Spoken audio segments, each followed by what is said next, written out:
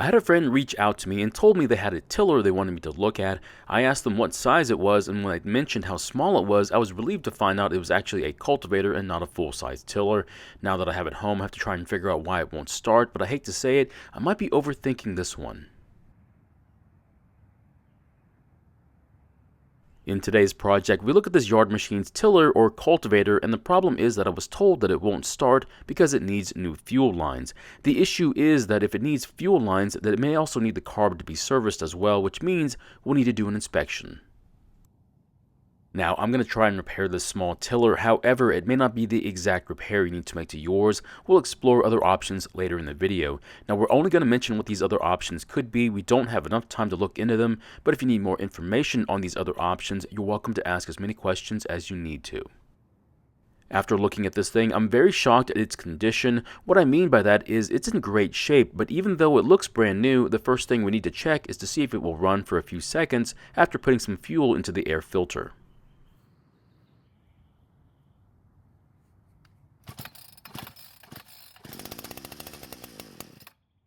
Fortunately, the engine started and ran for a few seconds on the fuel we put into it, and after pulling on the rope, I can feel just how much the engine is fighting back, which means it's not worn out, and that's great news. The next thing I want to do is to remove the rear cover so we can work on the fuel lines. So here's the foam air filter, and this is the area I was spraying the fuel into. Now normally I would remove this part first, but since I can get fuel into this area without even taking it off, it makes it very convenient when doing test starts. So the fuel lines look to be intact in this area, but they are very brittle and need to be replaced. Now while looking at the lines, we need to see how the lines are routed before we take them off. The top line is for fuel to leave the carb, and it passes through this cover and then turns back around towards the purge bulb area. Then there's supposed to be a line from the tank that goes down to this area as well. This fuel line goes to the fuel filter and will pass through the rear cover and make its way to the bottom of the carb to the lower brass port. Now that I figured out the routing, we can start taking off the old lines. This style of fuel system is one big reason why I don't like working on them. They seem to be overly complicated and uses about 3 times more fuel line than the newer designs. After removing the purge bulb, which needs to be replaced, you can see just how brittle the lines have become. I don't know why this happens, but since this has not had a lot of sun exposure, the only thing I could think of is ethanol mixed fuel. Now once the lines have been replaced, I'll then take the carb off so we can inspect it for damage as well. Once the carb is off the engine, I noticed that it had these limiters to keep the user from turning them too much. I'm going to have to remove these just in case we need to adjust the settings. On the purge bulb, I did consider replacing just the bulb itself, but I was having a hard time separating it, so instead we're going to replace the whole thing. Now these are not cheap anymore, but several dollars isn't a bad price to pay. The first part on the carb I want to remove is the pumping section. Now once this plate is gone, we can see the inlet screen along with the pumping diaphragm. The first thing I want to check is the screen. Now it may be clogged with debris, which would keep the carb from working. Luckily this one does not have any debris on it, so we'll inspect the diaphragm instead. What we're looking for is that these 2 flaps are not bent, but are instead level with the rest of the diaphragm. The easiest way to do that is to look at it from the side. Now this one looks to be in good shape, so we'll look at the metering diaphragm, which is underneath this metal plate instead. After removing the metal plate and the diaphragm, we can see the needle and rocker arm assembly, which we'll take a closer look at later on. Now the metering diaphragm looks to be in great shape, and that's because it's still very flexible. Its job is to control the fuel flow through the carb by pressing on the rocker arm, which moves the needle.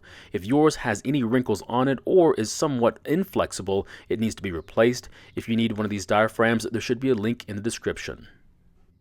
The next thing we need to do is to check that fuel will flow through the screen. We're going to put some fuel in the pocket for the screen and then press the rocker arm. The fuel should disappear through the screen, but if it doesn't, we're going to have to try and fix it before we move on.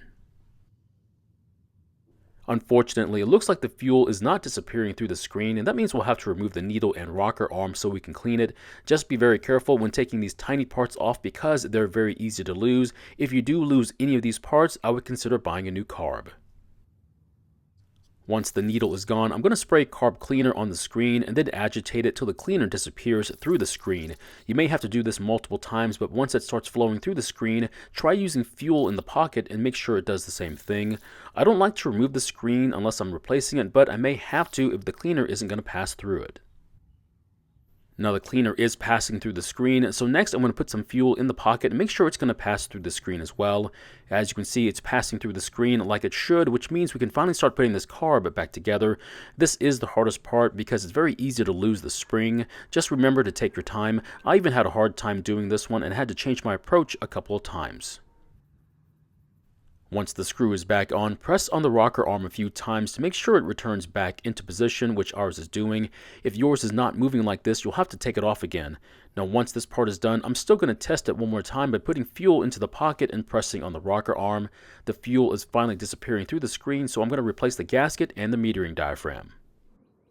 If you don't want to deal with doing all this work, there's nothing wrong with just buying a new aftermarket carb. However, if you have an issue using a non-OEM quality part, then by all means, try rebuilding the original one. I've bought several aftermarket carbs and only one of them has ever had a slight issue. Now once the carb is back together, I'm going to pull off the limiters now because it's easier to get to right now versus when it's on the machine. The next thing I want to do is to replace the fuel lines. First, I'll need to get the old ones out of the way and also get the fuel filter out of the tank. The reason I don't like this setup is the fuel filter and the line that it's attached to has to pass through the tank, which can be very difficult to do.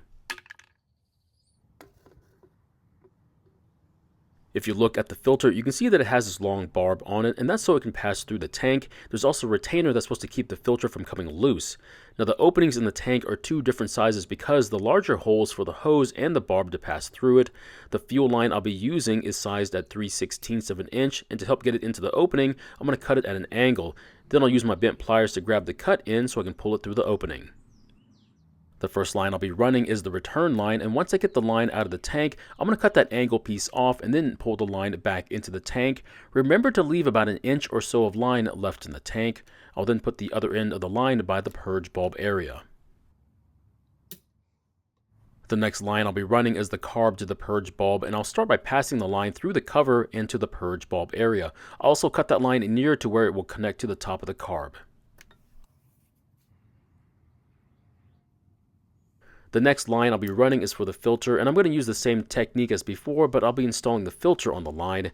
I'm also going to spray some lube onto the line next to the filter, and you'll see why here in a minute. After that, I'll pull the filter back into the tank. Now this is the tricky part. Once the filter is stopped in the tank, you'll have to push on it to get the long barb through the tank. Now once the barb is out of the tank, you can then struggle to push the retainer onto the barb. Once the filter has been installed, I'll then push the other end of the line through the cover and cut it near to where it connects to the bottom port on the carb.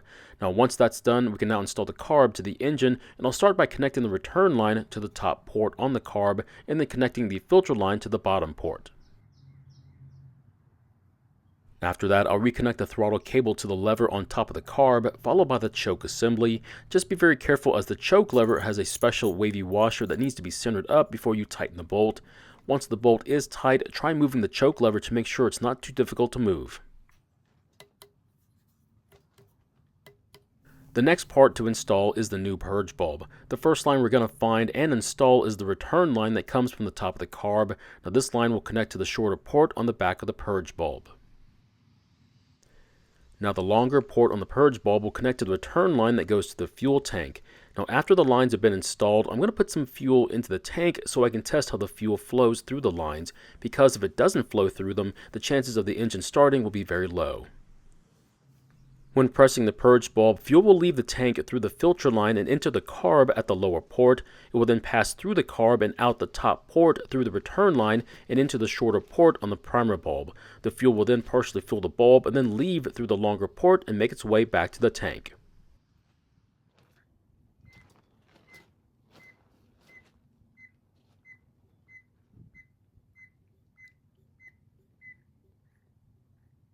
As you can see, the fuel is flowing through the lines just like they're supposed to. If your fuel is not flowing through them like this, then there might be an issue with your carb or the purge bulb. The last thing we need to do is replace the large rear cover and all its fasteners, and then we'll try starting it and see if we have any issues.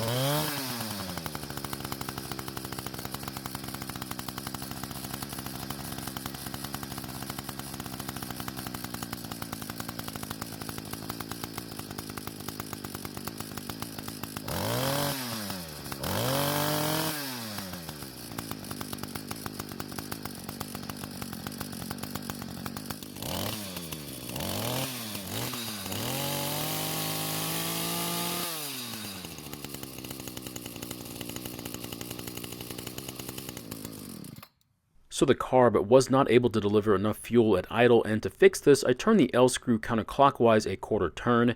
If it was still acting up when squeezing the throttle, I would have probably turned it yet another quarter turn. The more fuel I introduced to the engine caused the idle speed to go lower, so you might have to adjust the idle speed if you have to turn the L screw more than I did. So it seems to be running a lot better now, but I need to find an area where I can test it in the ground. However, I can't do it back here because once I disturb the soil here, the coyotes have a tendency to dig up the area, probably thinking there's something buried there. Another reason why this tiller wouldn't start is a bad ignition coil. If that was the case, I'd have to remove all the plastics to get to the coil and then replace it. So in the end, we were able to get this tiller working again, and hopefully next time when they put it up for storage, they'll drain the fuel out of it and then run it till it stops. So my question is, do you drain the fuel out of your small 2-cycle equipment like your trimmer or blower when you put them up for short-term or even long-term storage? Now, unless I know I'm going to use it next week, I try to drain the fuel out of my equipment, but I can understand if you don't want to because it can be a hassle. Thank you for watching. I really do appreciate your time here. Please feel free to ask me any questions about this project or your own projects, and I hope to see you in the next video.